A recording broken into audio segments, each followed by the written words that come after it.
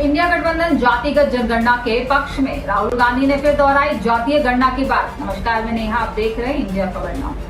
राहुल गांधी ने कहा कि इंडिया ब्लॉक जाति जनगणना और 50% से अधिक आरक्षण के लिए कानून पारित करेगा।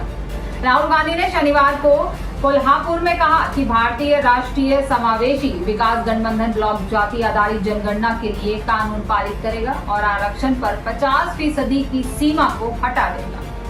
वह छत्रपति शिवाजी महाराज की आत्मकथ प्रतिमा का अनावरण करने के बाद संविधान सम्मान सम्मेलन में बोल रहे थे। लोकसभा में विपक्ष के नेता ने कहा, अगर हम संविधान की रक्षा करना चाहते हैं तो पहला कदम आरक्षण पर 50% की सीमा को हटाना होना चाहिए।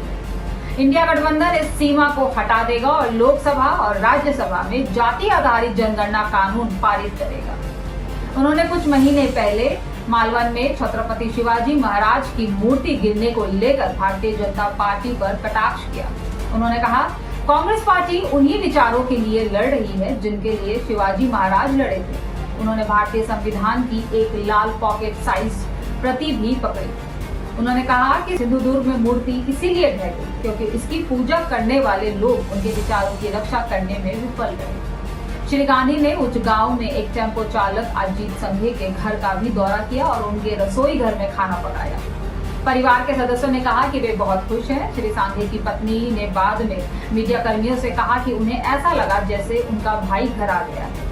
उन्होंने कहा कि श्री गांधी ने रसोई घर में सब्जी और दाल पकाई। राहुल गांधी ने पहले ही कहा है कि जाति आधारित जनगणना एक एक्सरे की तरह है। एक्सरे के बाद हम समस्या को समझेंगे और समाधान खोजेंगे। हालांकि भाजपा और आरएसएस इस जनगणना का विरोध करते हैं। वे नहीं चाहते कि देश में 90% आबादी तक सच्चाई पहुंचे, इसीलिए वे इसका विरोध करते हैं। लेकिन इन 90% लोगों के हित में हम ये सुनिश्चित करेंगे कि जाति आधारित जनगणना लोकसभा और राज्यसभा में पारित हो और कोई भी शक्ति इसे रोक नहीं सकती।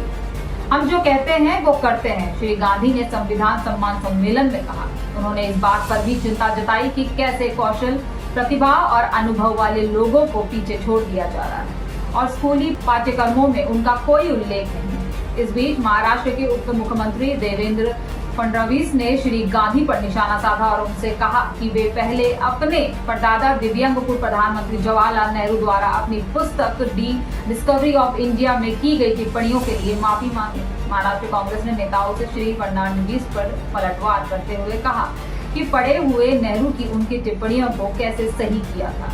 एक जवाबी सवाल में उनसे पूछा कि वे वी.डी. सावरकर द्वारा छत्रपति शिवाजी महाराज पर की गई टिप्पणियों के लिए कब माफी मांगे। इस वीडियो में इतना ही। वीडियो अच्छी लगे तो शेयर कर दीजिए। हमारे चैनल इंडिया खबर नाउ को सब्सक्राइब कर दीजिए और यदि कोई सुझाव देना चाहते हैं तो कमेंट बॉक्स में आपका स्वागत है। नमस्कार।